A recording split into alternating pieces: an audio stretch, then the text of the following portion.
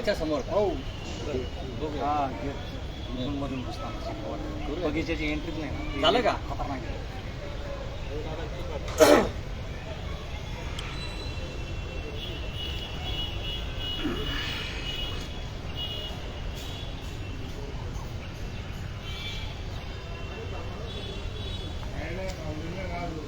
या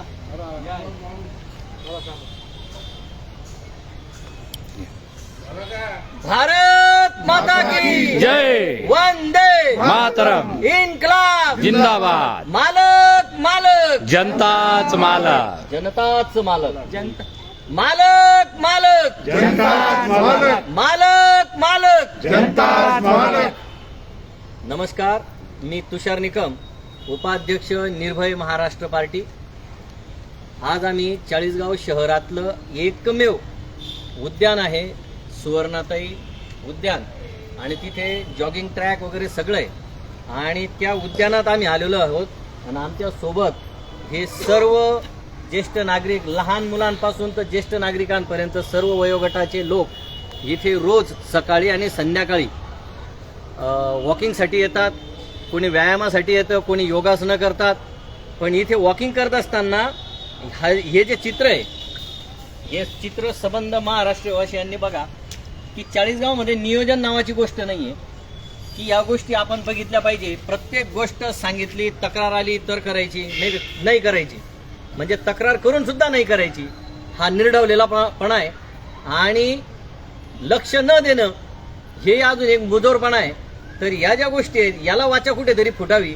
कारण पाणी आहे, हे 4-5 दिवसात याच पाण्यावर शेवाळ जमा होईल, लोक सटकून हातपाय मोडून घेतील. आता या वयोगटाची लोक यांचे हातपाय मोडून घेण्यासाठी इथे येतात की शरीर संवर्धन करण्यासाठी येतात.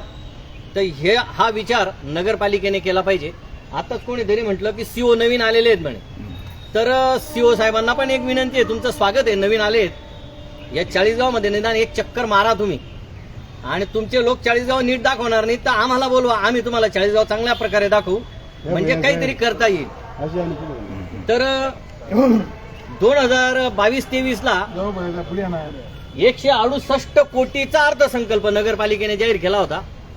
नंतर 23-24 ला 238 कोटीचा अर्थसंकल्प जाहीर केला आणि या वर्षी तर अर्थसंकल्पच दिला नाही, कारण त्या सीओ साहेबांनाच बदली करून जायचं होतं. आता काय अर्थसंकल्प आहे तो जाहीर तर झाला नाही, पण मध्ये असेल कागदावर. पण एवढे शेकडोने कोटी रुपये येतात आणि काय होतंय याच्यावर निश्चित विचार झाला पाहिजे. आणि सगळे प्रतिष्ठित लोक पण इथे आहेत. तर माझं म्हणणं आहे की एकेकाने 2-2 तुमच्या ज्या समस्या बोला, तुमचं नाव सांगा. मी गोपाल मदनलाल दायमा, माजी नगरसेवक, शिवसेनेचा माजी तालुका अध्यक्ष. मी या गार्डनमध्ये बाहेर असं प्रदूषणाचं आणि त्रास होत असल्यामुळे आणि मोबाईलवर लोक आजकाल जास्त चालतात गाडीवर, ॲक्सिडेंट होतो म्हणून आम्ही गार्डनला फिरायला येतो रोज संध्याकाळी. गार्डनमध्ये इतकी दयनीय अवस्था आहे की इतकं पाणी तुंबलं तर चालणं मुश्किल आहे, पाय सटकतात. त्याचप्रमाणे या ठिकाणी गार्डनमध्ये बाथरूमची व्यवस्था केलेली आहे, परंतु संपूर्ण बाथरूम त्या रोडवरच पाणी, म्हणजे तिथे जायचं सुद्धा येत नाही, सगळं युरिन बाहेर येतंय. 2-3 वेळेस तक्रार केली यांच्याजवळ, तिथे प्रशासक असल्यामुळे तो कधी सापडतच नाही.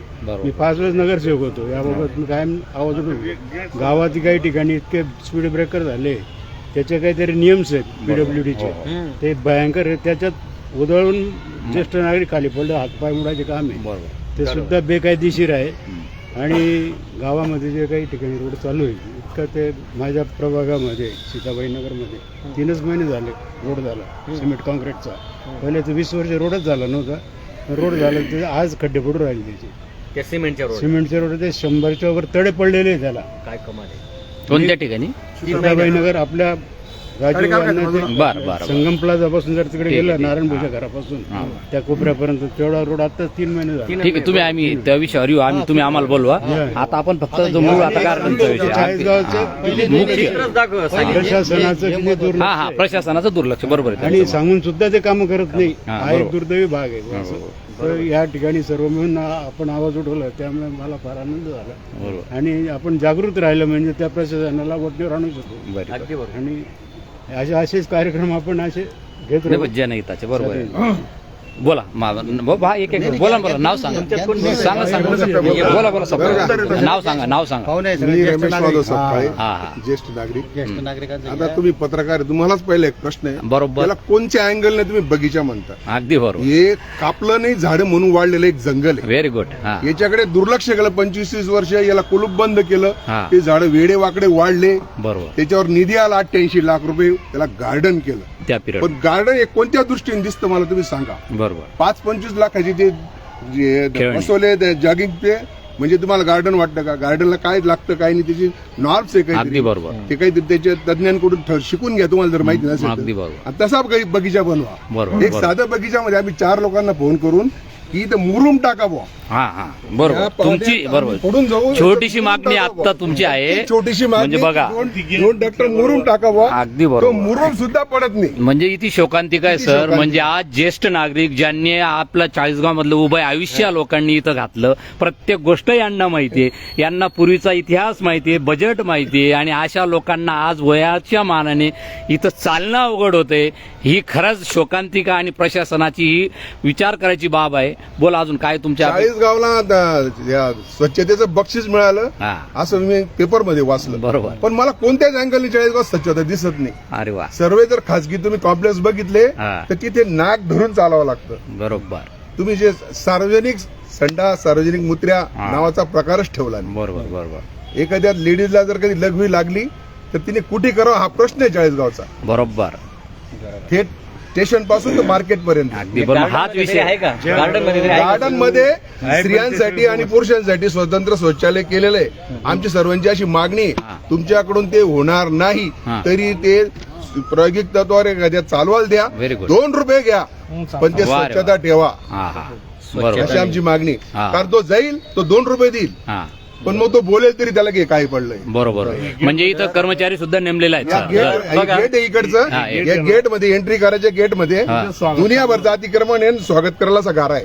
हा चिखल तिथं म्हणजे आज भर पाऊस आहे. त्या लोकांच्या व्यावसायिकांच्या गाड्या वगैरे हा. ते इतके मुजोर आहे हा. की येणाऱ्या नागरिकांना याला रस्ता ठेवत. ते बंद आहे आता बंद आहे का चालू आता राहतं चालू आहे ना, काही कुठं आले ना तुम्ही. बरं ठीक आहे हा. तर नगरपालिकेच्या कर्मचाऱ्यांनी त्या गेट जवळचं अतिक्रमण हटवलं पाहिजे, हा एक भाग आहे. बरोबर दुसरं, मुतारी स्वच्छच पाहिजे. 2 रुपये सुद्धा यांना देण्याची गरज नाहीये. राईट टू फीचं उल्लंघन तुम्ही Yes, करतायत हा नगरपालिका मुद्दा. प्रशासन, हे लक्षात घ्या. आठवड्यातून नाही 2-4 दिवसातून येऊन तिथे पाणी मारलं पाहिजे आणि साफसफाई करून टाकली पाहिजे. स्वच्छता अशी कब्बशी सारखी स्वच्छ कशी राहील मुतारी याच्यावर भर द्या. कारण गुड गव्हर्नन्सचा आता जमाना आहे. हे असं भिकारचोट गव्हर्नन्स नकोय आम्हाला. तर हे दादा वया साहेब नाही तुम्ही ज्येष्ठ नागरिक म्हणून बोला, बाकी काहीच नाही. हा विषय कुठलाही राजकीय विषय नाही, विषय नाही. काही इथे एक काय तुम्ही ज्येष्ठ नागरिक आहात आणि या सर्व लोकांना समान नागरिक कायद्याने तुम्हाला हक्काने अधिकार दिलेला आहे त्या विषयावर. आपण या ठिकाणी जो उपक्रम राबवत आहेत, मी बऱ्याचदा व्हिडिओ बघतो तुमच्यावर, आमचे सोयरे असतात, तुमच्यावर दादा असते, आता सप्ताहांनी सांगितलं, तुमच्या दायमाजींनी बोलले, सगळ्यांचं मनात सगळ्यात ते आहे ते, परंतु ते मी मुद्दाम बोलण्याचं टाळत होतो. नाही, नाही, कुठे राजकीय वळण लागू नये नको, किंवा कुठे नको. कोणी काही बोलू नये. बरोबर त्या संदर्भामध्ये मी एक आता रोजचा ज्येष्ठ नागरिक मधला एक मेंबर आहे. अगदी बरोबर. मी पण सायंकाळी रोज फिरायला येतो आणि या सगळ्या गोष्टी बघतो. हे सगळं बघत असताना उन्मेदादा आमदार होते, खासदार होते, गेल्या 5-10 वर्षापासून बऱ्याचशा गोष्टी माझ्या कानावर यायच्या. मी लगेच सेवांना फोन करायचो, त्यावेळेस ते थोडंफार कामं व्हायची. हा किरकोळ काम उलट आम्ही कस टाकायचा बराच वेळा केला, ह्या झाडासंदर्भात बराच वेळा सेवांना फोन केला. त्यावेळेस आपले नगराध्यक्ष होते, त्याच्यामुळे थोडासा फरक पडत होता. पण हे सगळं तुम्ही जे बघितलं गावात असेल इथं असेल, आता हे जे झाडं आहेत, खरं म्हणजे हे झाडं आहेत ना, आमच्या शेतकरी भाषेमध्ये याला ढाळलं पाहिजे.